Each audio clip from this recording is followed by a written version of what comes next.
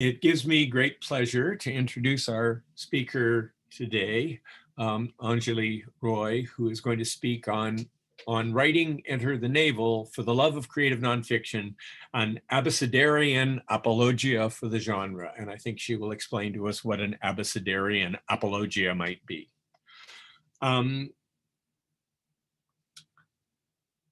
There's that old cliche of, this person needs no introduction. In this particular case, I'd like to suggest that this person certainly needs no introduction to me. I'll read what she gave us, and then I'll offer another couple of comments. Anjoli Roy is a creative writer and high school English teacher in Honolulu. She has a BA in individualized study from NYU and an MA and PhD in English from the University of Hawai at Mānoa. She is a VONA, Voices of Our Nation Arts Foundation Fellow, and a Pushcart and Best of the Net nominee. All right, that's what she supplied to us. What I'm going to add to that is I think she is probably the most qualified person ever to deliver a brown bag biography presentation.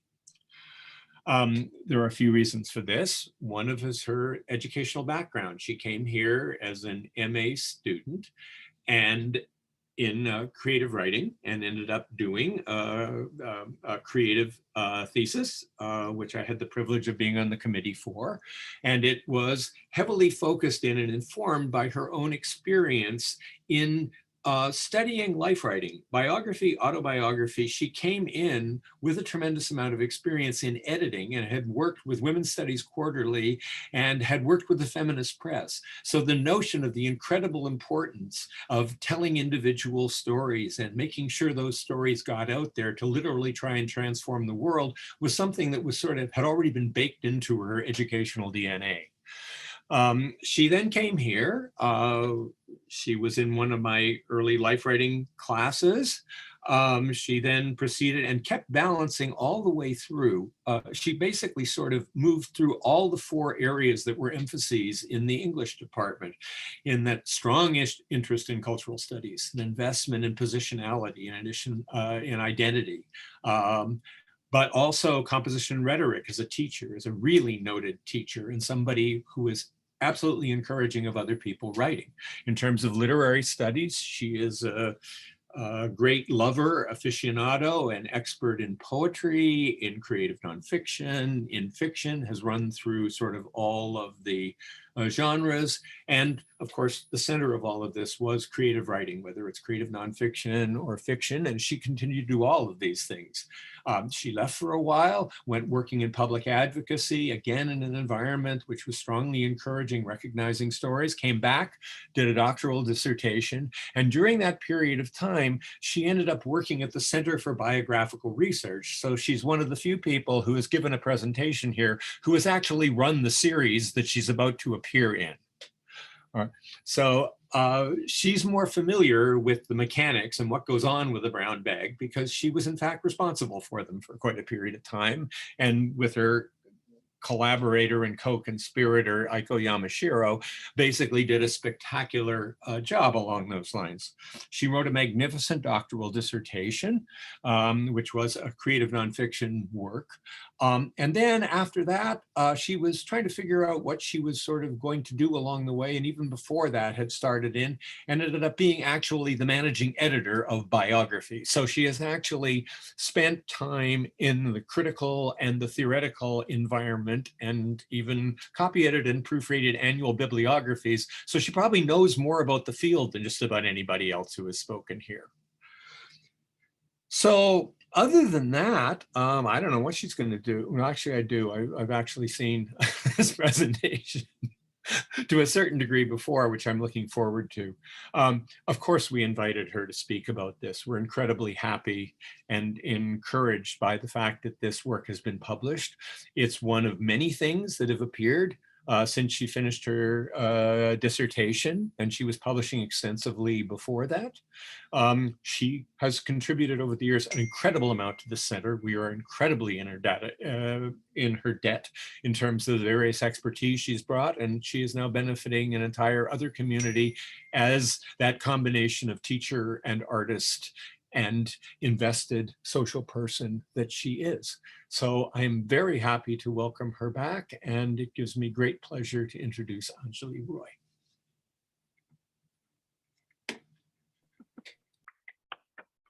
Craig, wow, holy moly. You know, it's funny, in my years of having worked with Craig in a variety of capacities, as him being a leader in my life in so many ways. I've witnessed him do these epic introductions, these like, this is your life, the biographies leading to these brown bag conversations, and I still wasn't prepared for that. Wow, Craig, thank you so much. It's a huge pleasure and privilege to join you all today. Thank you so much for coming. I was not expecting so many people to come. I think part of that has to do with Dr. Zern having his class here. So welcome to 73 students, writers of creative nonfiction and life writing. Welcome everyone. Thank you so much for joining us. And I hope that this journey is what you need it to be, and maybe it sparks something, some curiosity or interest in your life.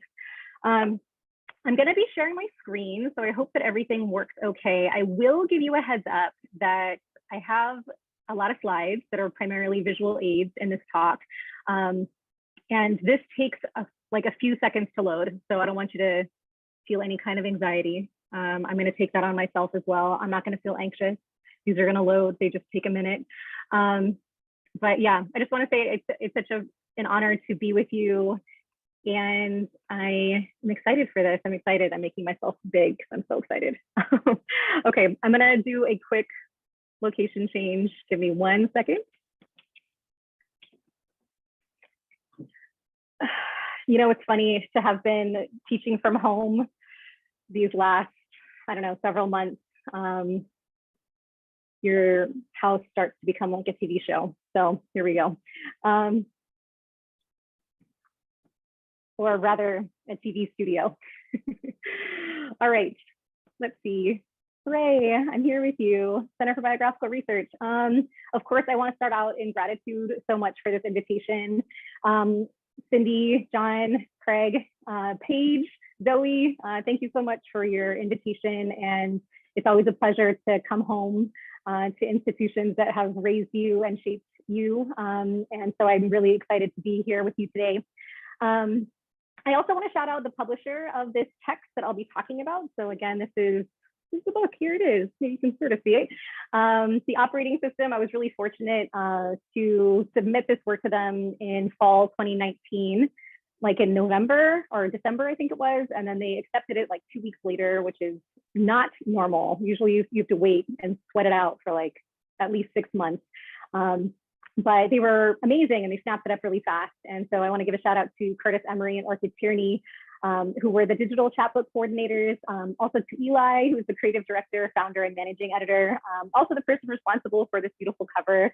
And it's through them and the fact that the operating system is part of the Radical Open Access Collective that the work is available to read free online. So you don't have to buy it, it's just there. It's designed and beautiful. And also, if you are more paper oriented and you like kind of, you know, flipping pages, I do too, then it's also, of course, available through Bookshop. I also have author copies. So if you want copies, a signed copy with some swag, I'd be happy to be in touch with you about that. I am joining you here today in Makiki on this island of Oahu, which is, of course, Hawaiian land. And I'm bringing with me my ancestors who are from West Bengal. My dad is from India. And also my mom's kind of white American side is kind of hails from Germany, England, and Ireland. I was born and raised in Southern California, and as Craig's beautiful introduction acknowledged, I came to Hawaii for graduate school, and I got so much more than the degrees that I am still so proud of too. But really the kinds of partnerships and lessons that I continue to learn here, I feel so grateful for. And I hope that this little chapbook in its potentially awkward experimental form is perhaps one of the tributes that I might write in my life to this place and the community that I'm fortunate enough to be a part of. Okay, so where did the idea for this chapbook come from? I knew that I had been someone in studying life writing and as a creative writer myself, I had heard this epithet, this insult, and it's like an old-fashioned insult. It was not one that everyone has heard of. I feel like some younger folks, like I teach high school, they're like, what are you talking about? I've never heard this epithet before. And so it felt kind of weird to write a chapbook about an epithet that folks didn't know necessarily, because in some ways I'm kind of like perpetuating the epithet by offering it to people. But that epithet is navel-gazer. And so the idea was that I was hearing, again, as a person who consumes creative nonfiction, but also wrote it, that those people who are invested in writing their own lives and their own stories were navel-gazers. A navel-gazer is, of course, as I mentioned in this chapbook, and as we'll get to in a little bit when I do some reading from it for you, is essentially someone who's so self-absorbed that it's at the expense of a wider view, that they can't see outside their own needs. They're not interested in anything outside of their own lives. And so as somebody who's interested in language, I was like, where did that term even come from? And if I'm sort of feeling defensive about this idea, like, okay, creative nonfiction writers, maybe we're navel-gazers, maybe we are. I wanted to get to the root of that language. So I found myself heading to the dictionary.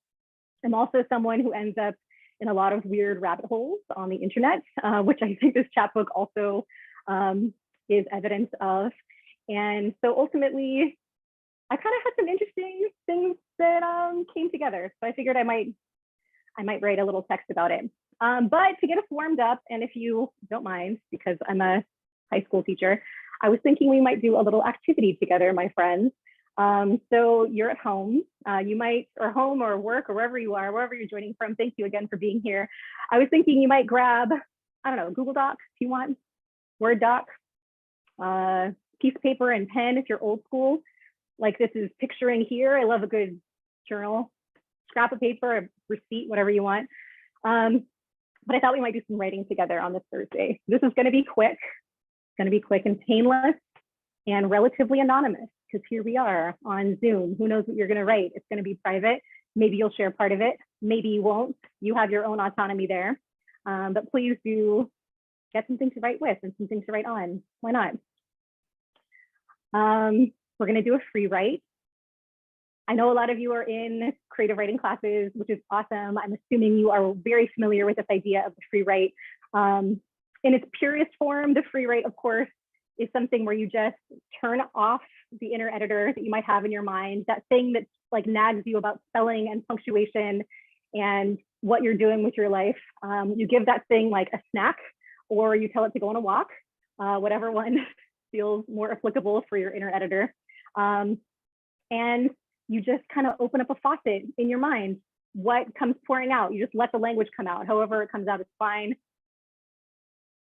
Ideally, in the best case scenario with a free write, you're able to keep your pen or pencil moving across the page for the full allotted amount of time. So free writes can go on like for 20 minutes or longer, but we're not going to do it that long today. I think we might do it for 5. I have a clock here. I did remember, put it exactly where I needed it. And I'm going to give you a prompt. So I said that classic free writes allow you to just start with whatever's off the top of your head, but we're going to do something a little bit more guided than that. And this is the free write. Okay, consider your navel. I'm just going to read this to you. You might actually, in the comfort of your own home or wherever you are, peer down at it now and describe it. You might think about stories you know about navels. You might think about the word navel that you know in other languages. Whatever hooks your attention first, start there. Then do your best to write continuously for the full 5 minutes, resisting the temptation to go back to read what you've written during this time frame. Not a sprint, so please remember to breathe. I think when I do these myself, sometimes I find myself getting a little bit tight. But wherever this prompt takes you is the right place. So there's no right or wrong here. Just do your best to keep writing for the full 5 minutes. I'm going to start my clock. I'm going to go away and I'm going to come back in 5 minutes. You got this.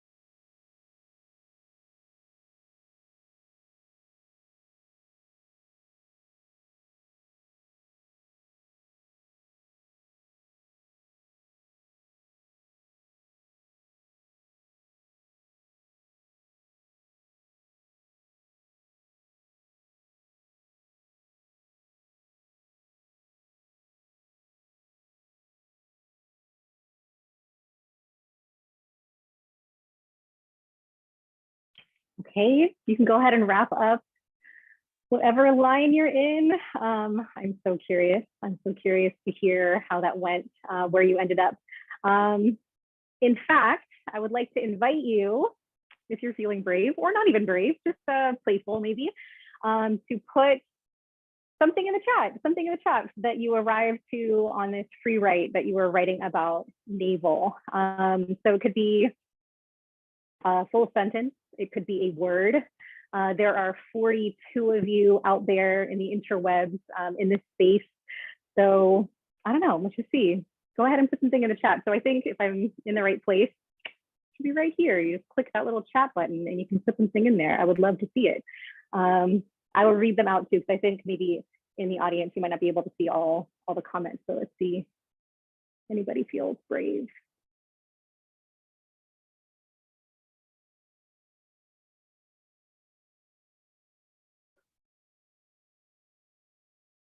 And then maybe Craig and Paige, if anybody can see. Oh, maybe I can see here too, Gail.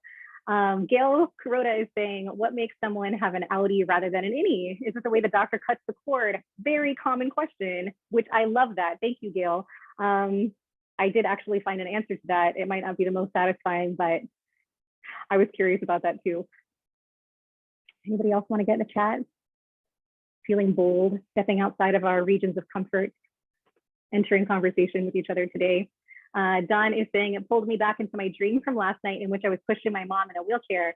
Wow, yeah, I mean, I think free writes are these incredible spaces that allow us to enter, I don't know, a non-critically thinking space. And I feel like there's real value in that kind of intuitive connection. Thanks for sharing that, Don. Craig is asking, is the navel on an orange really a navel? If it is, it's actually an anti-navel, because by definition it lies at the furthest remove possible from the actual stem or pico while still being part of the orange. Love it. I love it. I have a section on oranges too. Let's do it. Do this. All right. Okay, keep them coming. You're very welcome to keep posting. If you're feeling shy, I would challenge you to step outside of that comfort zone where all the learning and growing lives. If you would feel so moved. Hi, Florence. Florence is saying, a long time ago, I had a friend who got a pencil stuck in his belly button and couldn't get it out. That sounds really painful. I hope that your friend is all right. Maybe there had to be medical intervention. I don't know. Thank goodness. Of course, it begs the question, how did the pencil get in there in the first place? What's going on here? Okay. Telling stories on our friends. I love it. Kazuo says, navel is basically a fancy way of saying belly button. Yes, accurate. I honestly don't know if that is the actual definition though. Fair. Okay, thank you so much for playing, you all. I appreciate you. I will say that basically when I started this journey into thinking about that epithet of navel-gazer, I in turn started looking at the term navel, because I was really curious about these things too, like how are navels shaped? Navel, this is a fancy word for belly button, absolutely. But I basically found myself with like 4 different kinds of voices that were emerging.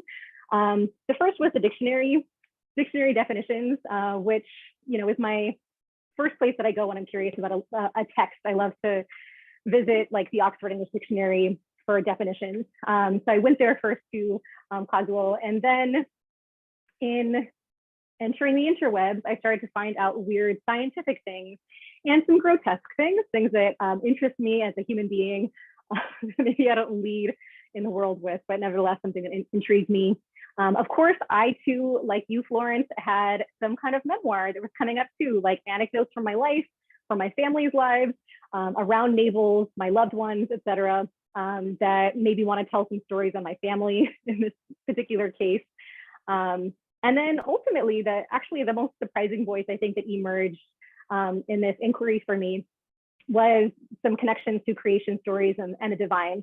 I mean, being here in Hawaii, the idea of navel and pico was an immediate point of connection that I was aware of, even as kind of an outsider to this place. But beyond that, there were other points of connection that I, deepened my understanding that I was really excited to learn. So I had these 4 very disparate kinds of voices that were jockeying for attention in this story, and I didn't really know how to approach putting this into a text. But I knew that I wanted to. So these are some concepts, creative writing students out there. I would be happy to talk to you more about these if you're not familiar with them.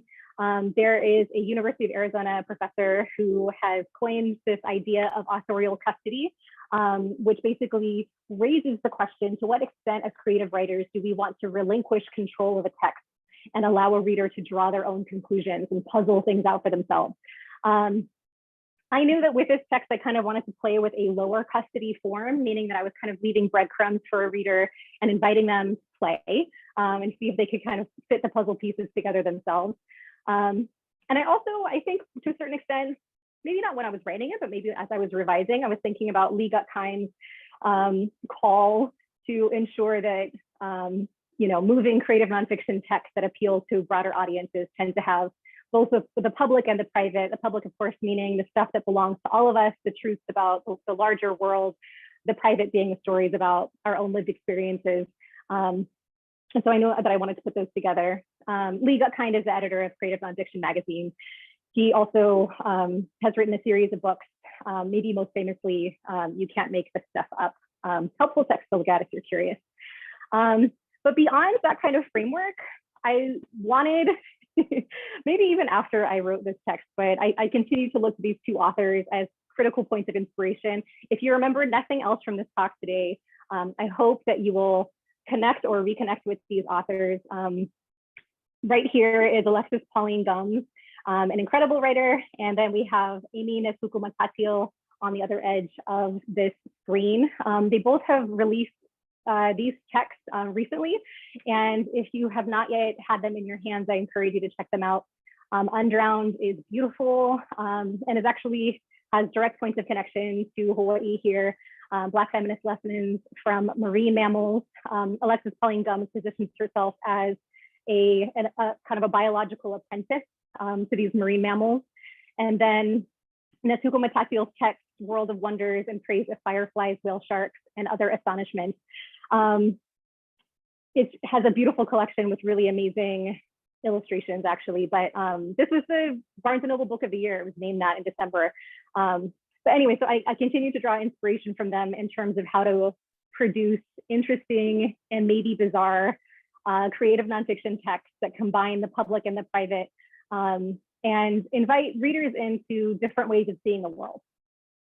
Okay, but I mean, in writing this text, I was thinking, I have those 4 disparate voices that I wanted to draw from.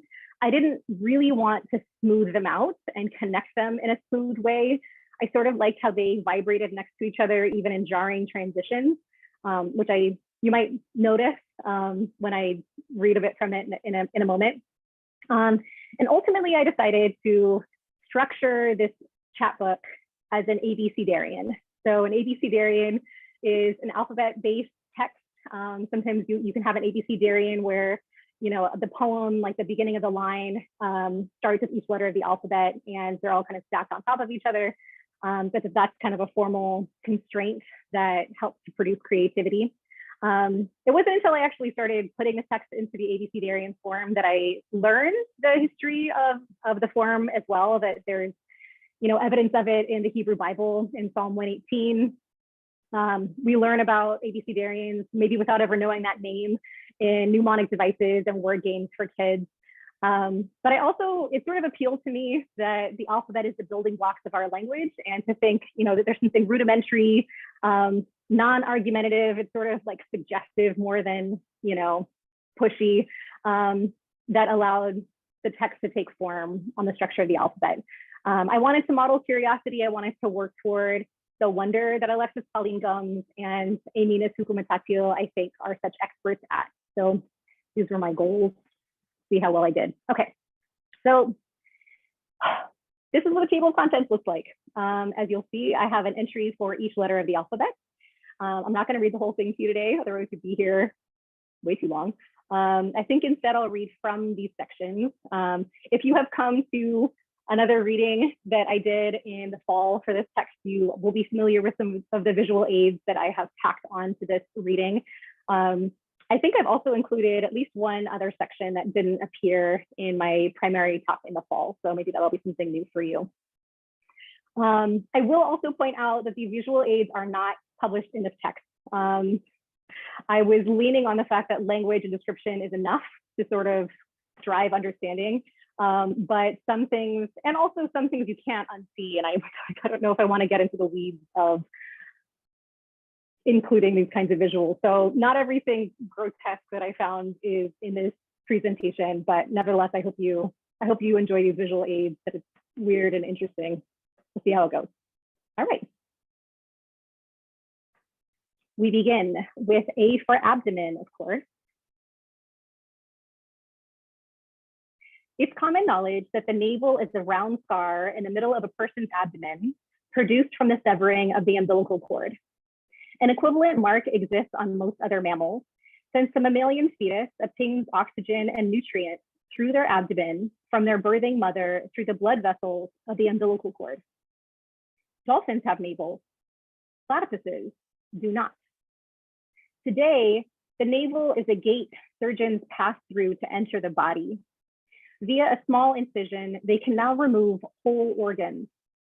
Over the telephone and while eating dinner, gynecologists, like my dad, have directed nervous interns to conduct laparoscopic hysterectomies without creating a new scar. No, that's the bladder. Move that to the side, he once said, sucking dull from his fingers. We were sitting around the table. My first sleepover friend from my mostly white elementary school sat frozen at the table beside me, stunned already by the challenge of eating Indian food, let alone eating it with her hands. I eventually got up to get her a spoon. The navel might just be a scar. It might be the threshold to the spiritual realm, to our ancestors and those not yet born. It might be something else. Bacteria. In 2012, a team of ecologists in North Carolina published a scientific research paper on their belly button biodiversity project study. They collected samples from 60 people's navels and found 2,300 different types of bacteria living in those human belly buttons. The unique combination of a person's navel bacteria varies from person to person. A person's belly button was found with a bacterium previously discovered only in soil samples from Japan. This person had never visited Japan.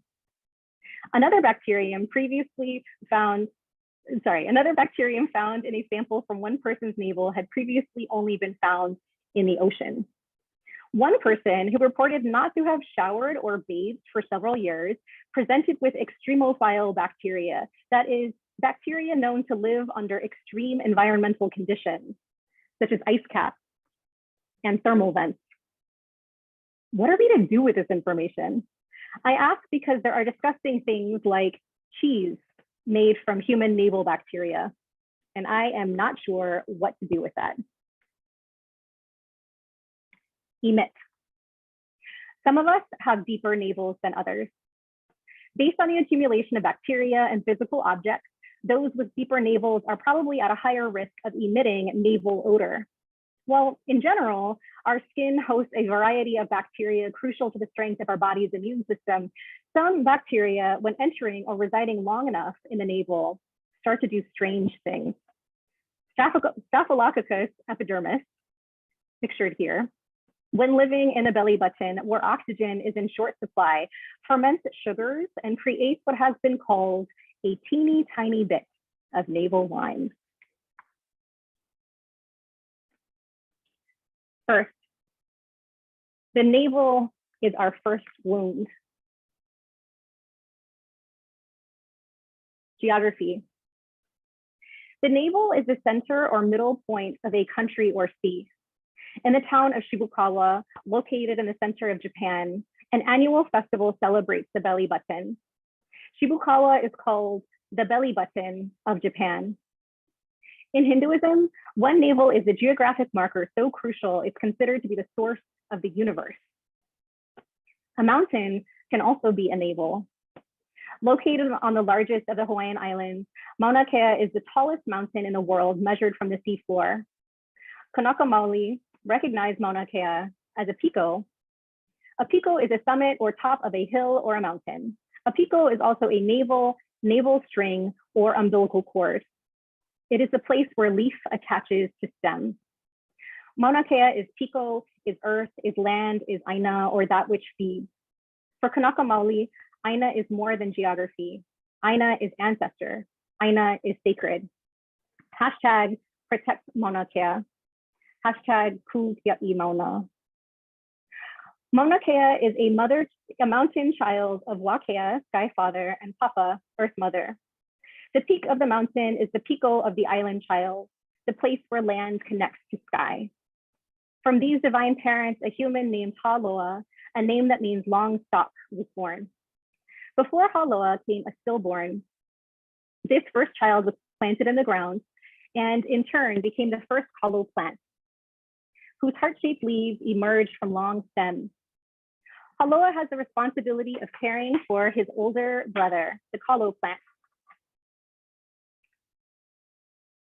In turn, the kalo plant cares for Haloa as his important food and ancestor. Kanaka Maoli families rooted to Mauna Kea have placed the umbilical cords of newborn children on Mauna Kea. In this way, human navels connect to mountain navels. Upholding and turning to indigenous relationships to lands that care for and protect that which cares for and protects you, as in Haloa's relationship with Kalo, is likely central to our survival as a species in this climate change-addled Anthropocene.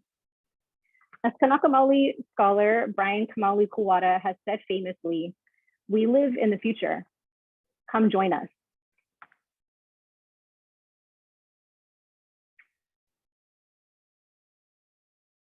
Innies.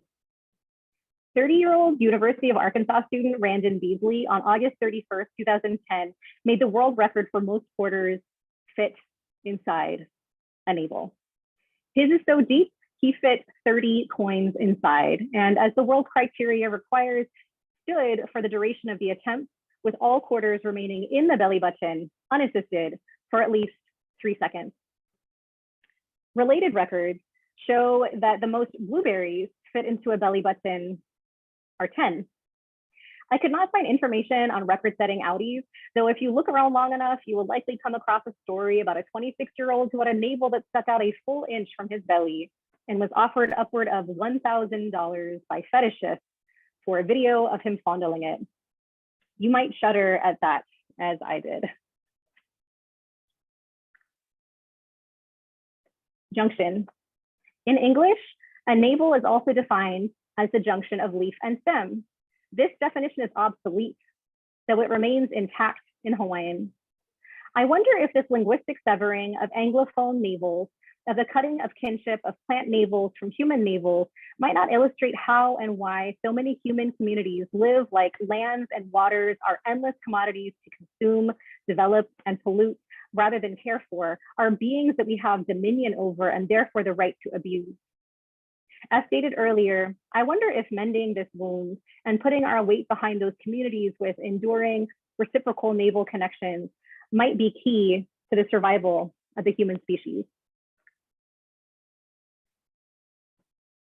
Lint. The lint in human navels is mostly made up of clothing fibers, hair, and dead skin cells. Lint collecting is an actual hobby. The artist, Rachel Betty Case, has made from belly button lint tiny smiling bears that she traps in bottles. In 2010, the Guinness Book of Records recognized librarian Graham Barker for his collection of belly button lint. Over the course of 26 years, the 45-year-old collected 22.1 grams of the stuff, which would be the equivalent of 110 carats if the lint were actually precious stones or pearls. He sold 3 jars of his lint to a museum, presumably for display. I'm curious which museum would bother to buy that. I'm also curious how much he sold it for. Barker has been quoted as saying, "I will stop collecting when I'm no longer physically capable." I wonder if he's still at it. Mother. The navel is the mark that ties us to the person who gives birth to us. My white mama doesn't have a belly button. Or rather, she doesn't have the one she was born with. It was removed when she had a tummy tuck in the early 90s, and I, her youngest, was about 7 years old.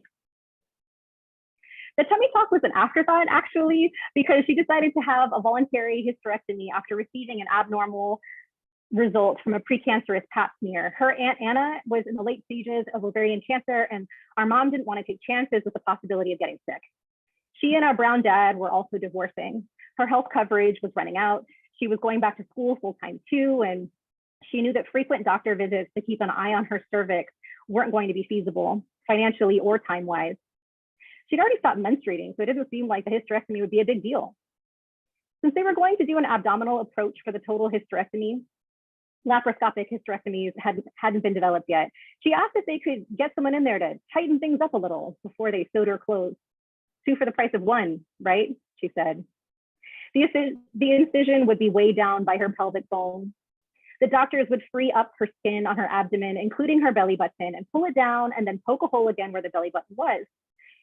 It would have looked weird not to have a belly button, she said.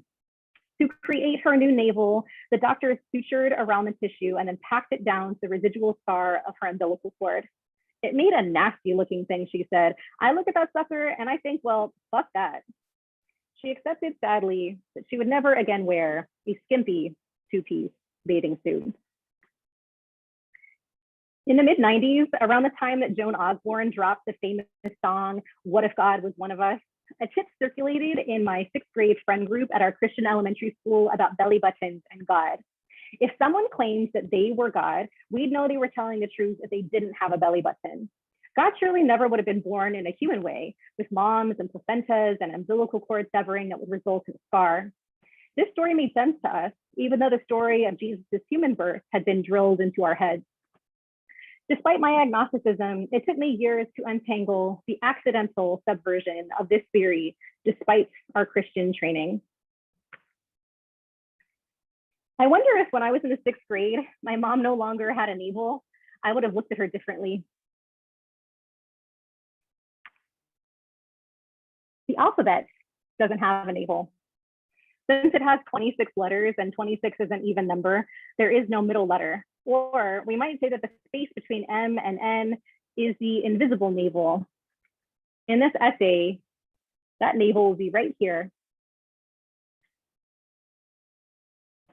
Navel-gazer. Navel-gazer is an insult usually launched at someone who is self-absorbed, who positions their own thoughts and ideas at the expense of a wider view, as if such things are interesting or insightful for anyone other than themselves. Belly button meditation is a real thing, though. Contemplation of one's navel, or omphalos kepsis, comes from the ancient Greek and involves the use of the navel as an aid in the quest to consider the cosmos or human nature, or to converse with the divine. Some say they've experienced celestial joy during navel gazing. There are actual marble statues depicting omphalos kepsis in the Louvre. 4 Roman men stand hunched over awkwardly, regarding their alabaster abs. Their abs, right, my mom said when I told her this. You sure they weren't questing for something a little lower? Orange. A navel is a kind of orange. It is also the name of the small secondary fruit at the apex of a navel orange, the orange inside the orange. My mom's parents were smart about oranges. They had navel and Valencia trees, which fruit at different times during the year. This meant fresh oranges year-round. Grandma would squeeze these fruits into juice that she'd serve in shot-sized glasses to her wee granddaughters. Even now, decades since my last glass, Grandma's fresh squeezed juice is the best I've had. When we were little, my sisters and I learned to sip it slowly. I remember learning in reproductive biology that female babies are born with all the eggs they'll ever have in their lives. I learned that this biological reality is completely unlike males, who make and dispense of 1,500 sperm per second. In this sense, females are like nested dolls. To carry a female fetus is to carry all your potential grandchildren too.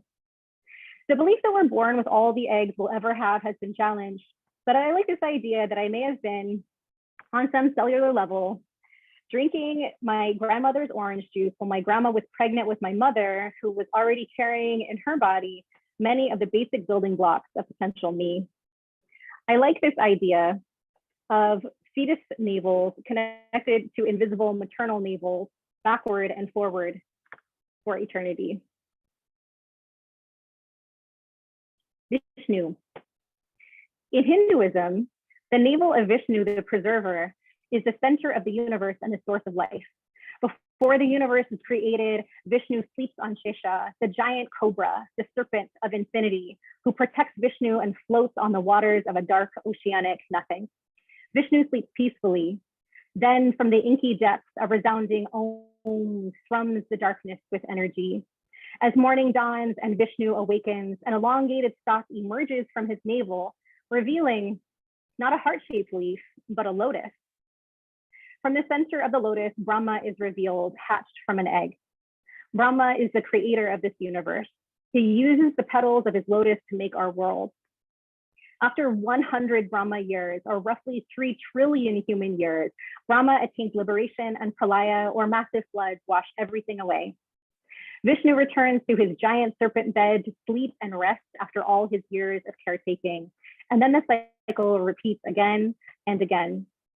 In this creation story, from Vishnu's navel, an entire world is born and perishes and is born again. We again have the celebration of the navel as the center of birth and life and creativity. With the lotus, we also return to the enduring image of the navel as the connection of leaf and stem and of the divine. In this story, however, the destruction of the world is inevitable, as is its rebirth. The cycles turn on and on. Our dad, though he was born in India and to Hindu parents, wasn't raised with much to do with Hinduism. He converted to Christianity and assimilated to American life while growing up in segregated North Carolina in the 1950s and 60s. Today, what I've learned about Hinduism in India is largely from books, the internet, and better informed friends. This severance is a kind of violence for us biracial diasporic daughters trying to unfurl our own brown roots and flower. Even without knowing the story of Vishnu's navel, my sister, Joya, went through with a lotus birth with her third child, who she and her husband named Omja Barindra, but who we call Omja, or Om for short. Om was the first of her 7 children to be born at home.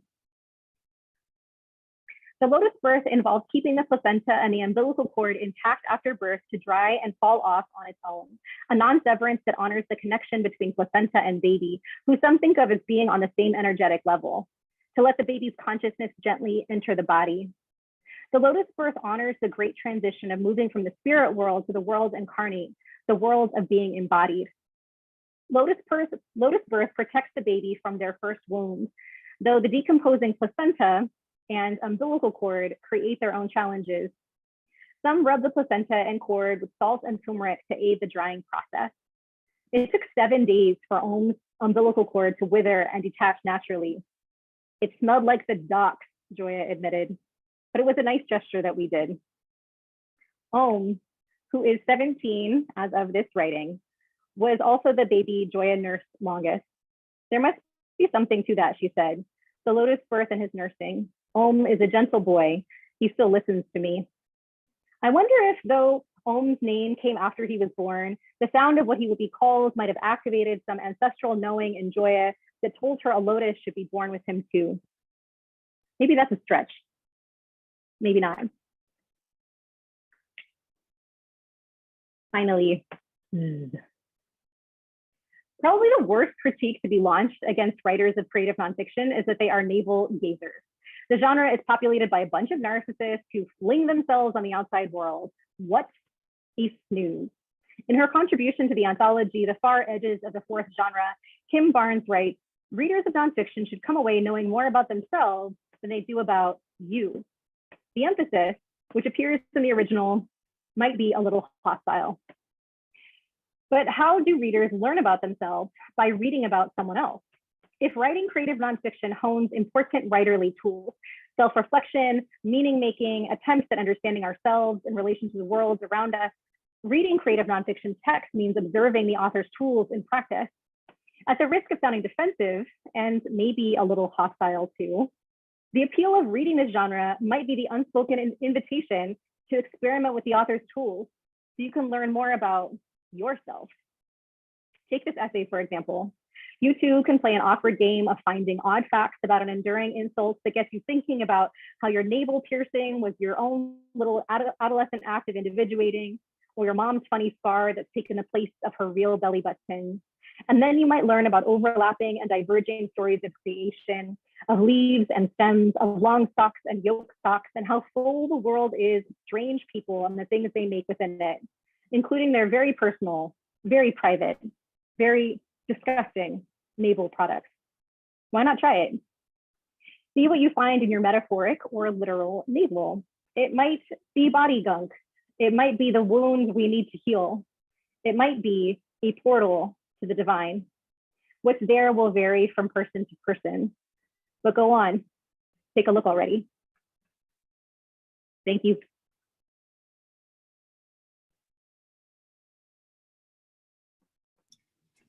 Ooh. And thank you. We have probably about 15 minutes. If people would like to pose questions or comments in the chat, I will either relay those to Anjoli or she'll read them herself.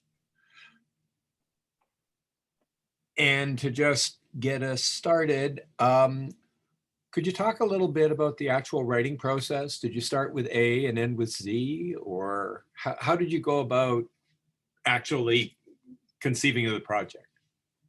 Yeah, so I mean, thank you for that question, Craig. I started off by looking at the Oxford English Dictionary, and I was looking at navel-gazer, which then opened up a larger inquiry into the word navel. And I found that the text, like that the word was going in so many different directions that I thought was really interesting. And for example, like the entry for H is horse, and it's that the middle point on a horse's back was once called a navel, even though their physical navel is on their belly. There's all these weird things that crop up in language. Who knows why that part of the horse's body was called that. But I started there. I started in the dictionary, and I literally just printed out all the pages of the Oxford English Dictionary that had to do with navel. And then I was like circling entries that I was like, that's weird, or I want to learn more about this. And then I went down some rabbit holes just from some pretty basic Googling. I, found the Guinness Book of World Records, and, there are videos of things that you can't unsee. Like you can actually see the video of the guy putting the 30 quarters in his navel, which looks horribly painful, by the way, as you can imagine. But yeah, it was basically an amassing of content first. And then I had that big question of what am I going to do with this? And I knew it wasn't going to be a straightforward beginning to end kind of narrative that had necessarily a cohesive thread that ran through the middle of it. So I had to utilize a structure that felt justified to organize the content instead. And that's how I ultimately arrived at the Abecedarian as the structure. But it wasn't until after I'd already amassed all this content. And like, I knew that I was like, oh gosh, navels, and my mom doesn't even have her birth navel, which is so weird. And I didn't read the section about my navel piercing, my like terrible navel piercing when I was a teenager. But all of that was sort of in front of me before I imposed the structure on it. But yeah, I was living in a studio, and my partner was definitely trying to sleep, and I was definitely like cracking up and cringing in front of our like communal like laptop late into the night, learning more than I thought I would ever about navels during the process.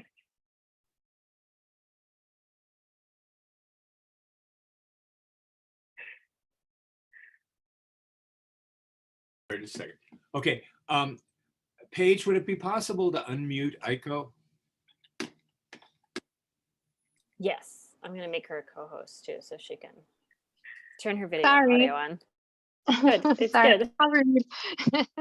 Thank you, Anjoli. Thank you for sharing such personal and public stories and the writers that you admire. I really appreciate it. It was nice to sink into the reading and to do the free write activity too. I have two questions, and I think they're a little, I feel confused about asking them, so feel free to ignore any part of it that doesn't make sense. But my first question, I guess going off of these form questions, is I was just thinking about how a lot of your work is long and deep and like going deeper and deeper into something. And I was experiencing the rhythm of switching alphabet letters, and you have to like go a little bit and then switch, go a little bit and switch. And it's a very different, I think, experience, rhythm, attention span. I don't know. We're still going deeper, but it's a different I keep saying the word rhythm. It's a different something. So I'm curious about how you thread things, or if we're meant to just like go a little bit and then turn around. Yeah, I guess I'm curious about your reflections on that is my first question. My second one is, I was thinking about the framing you shared about public and private stories. And then I was wondering I was thinking about the difference, and I've heard you talk you've thought so deeply about the ethics of how do you tell personal stories, how do you tell family stories, and you have to tell them very carefully and with a certain responsibility, and think about like story of my mom, how am I going to write that and put it in a public space? So I was thinking, okay, private stories we have more responsibility for maybe, but then I was thinking, but public stories can be very personal too. Like, is Mauna Kea a public story, or is it a personal story? Is the story about the Okinawan, like the Battle of Okinawa, for me, is that a personal story or a public story? And I think I feel like I have responsibility, even though it's a very big story, the way that I talk about it, or if I have any story, or if I do any storytelling around it, then I have some kuleana there too. So I don't know, I was just thinking about that distinction and wondering if public stories really are they free for all? Is that story about the librarian who collected belly lints, is that a public story, or is that his private story? So yeah, sorry, it's not a question. Thank you. Hi, I love you. Thank you for both of those. Yeah, thank you. Thank you for those questions. I would say, I'm doing it more recently, and I wonder if it's just like pandemic induced short attention span that has led me to be interested in more of like a vignette form, or something that sort of maybe feels scatterbrained, but kind of allows an image to build over multiple segments that get interrupted or interrupt each other. But you're right. I mean, I think in the past, I normally would write something kind of more directly, like looking directly at a question or looking directly at a family story or an experience that I was trying to make sense of. And I don't know, I think for this, because I was coming at it out of genuine curiosity, I sort of wanted to model that in the way that the text appears on the page. And the images, of course, are another interruption in conveying it orally this way. But I sort of wanted to replicate that feeling of turning pages, and that those drastic shifts in content and tone would sort of exist across the negative space or the white space of the page. So that was kind of part of what I was thinking about that. But it's true, it's kind of a new space for me. I don't think it's necessarily where I'm going to set up my writing house forever. When I think about the family narratives that I'm still working on that were the backbone of my dissertation, those tend to be ones that I'm trying to lock eyes with and kind of do the work to stare it down a bit more directly than a form like this, which is intended to be playful. I love your question about the distinction between the public and the private. I think I'm not a journalist. And I believe that no matter what I'm writing about, ultimately, I have responsibility to how I'm presenting it on the page. I think it's a really good question, about that librarian who was saving his belly button lint. I mean, I literally learned about that through news articles. So it was newsworthy, and then it sort of drastically falls off the radar of news coverage around him and this curious hobby that he had.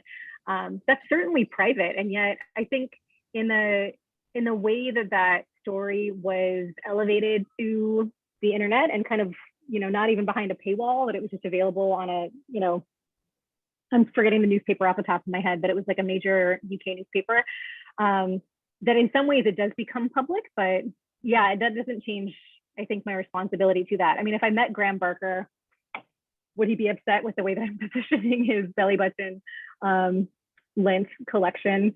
I would hope not. I mean, in some ways, I don't think I necessarily am denigrating what he did or underscoring any questions about it beyond what the articles themselves did, which were the source for that story. And yet, who knows how he felt about those stories, the newspaper stories. So I think you're right. I think in this field of life writing and writing within the genre of creative nonfiction, there's always a responsibility to story. I mean, thinking about Mauna Kea in particular too, that section was initially shorter, and I hadn't included the whole story of Paloa. And I remember I had showed a draft to Brian because I wanted to make sure that he was okay. Brian Kamali Kuwata, who I quote in that segment. And I wanted to make sure that he felt comfortable with the way that I was positioning that quote, "We live in the future, come join us." And he was like, was supportive and said, you know, oh, you might want to kind of underscore that piece about how like leaf attaching to stem. And I think we were kind of chatting over Facebook Messenger, and I like went away for like 30 minutes and then came back and was like, what about this section? And I had developed it and written this whole thing. And he was like, of course, you're going to go and do an extra credit version of something very simple that I was recommending. Then I asked him, I was like, you know, I'm not Hawaiian. I'm not from Oceania. I'm an outsider from this place. I'm asking myself right now, is it appropriate of me to retell this story? And I don't even know if Brian's still here, but Brian, he was sort of teasing me the way that he likes to. Brian likes to tease folks. And he said, oh yeah, how dare you retell a story that we teach our 5th graders? And anyway, so I ultimately decided to go with that. But I also was trying to think about it in context of what are the kind of creation stories and navels that come from the traditions that are maybe closer to the genealogies of my ancestors as well. So that was why the section on Vishnu was really important for me, even though I felt really uncomfortable writing that too. So I was like, my dad is not even a practicing Hindu. How dare I tell the story of the creation of the universe and Vishnu's navel? And then our other friend, Rajiv Mahabir, whose memoir is coming out this year, said, how dare you not tell the story of Vishnu's navel in this collection? So yeah, the kuleana, the responsibility and privilege for each of these are always high.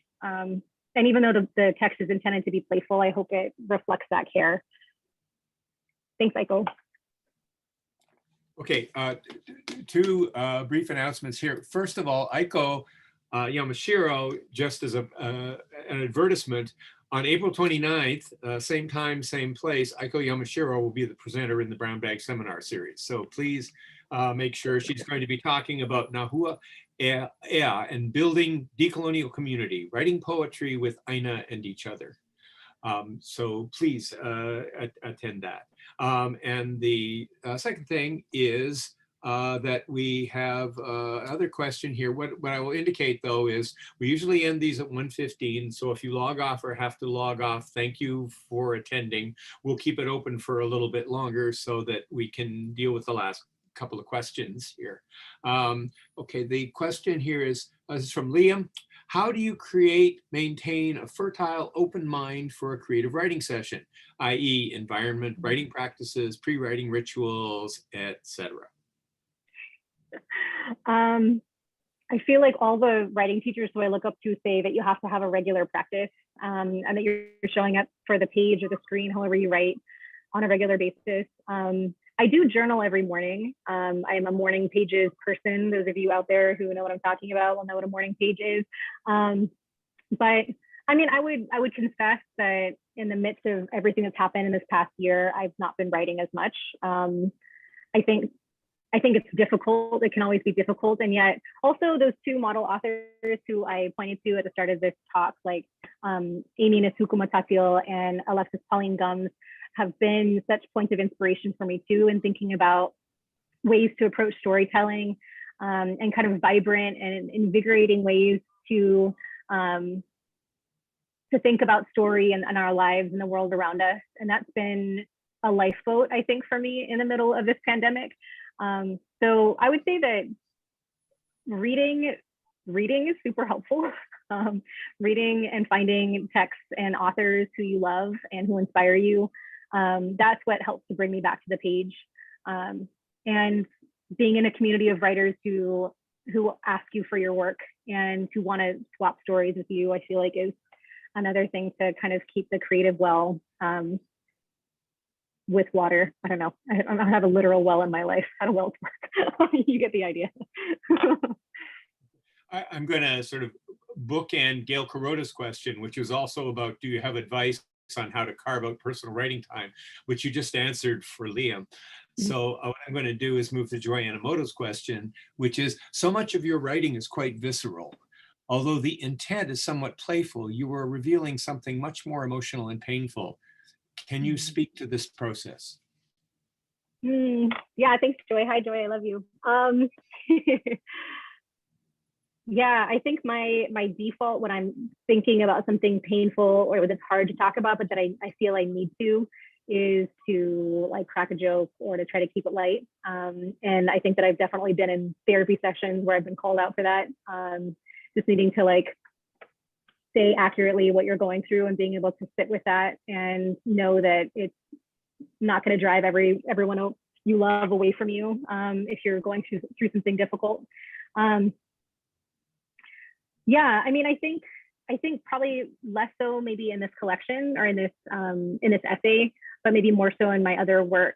I think I've been trying to hold myself more accountable to the emotional resonance and like the kind of truth of that emotional resonance that I'm trying to address or reveal or work through or model for a reader. And part of that, I think, you know, I have the privilege of having a family that is really supportive of my writing. And I mean, I remember writing my dissertation, and which is a collection of stories about my family.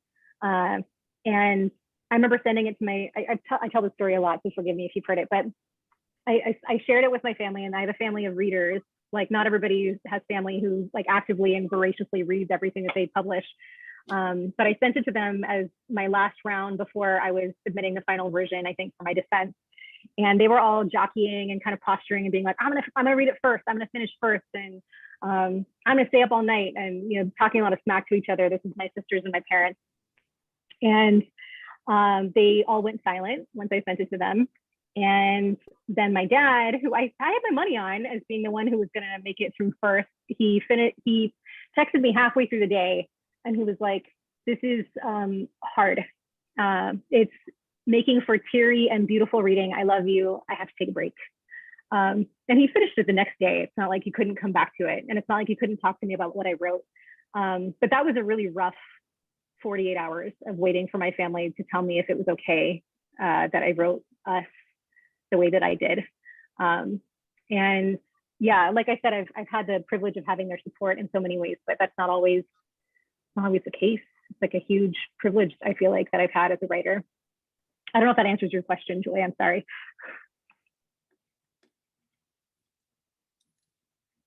Okay. I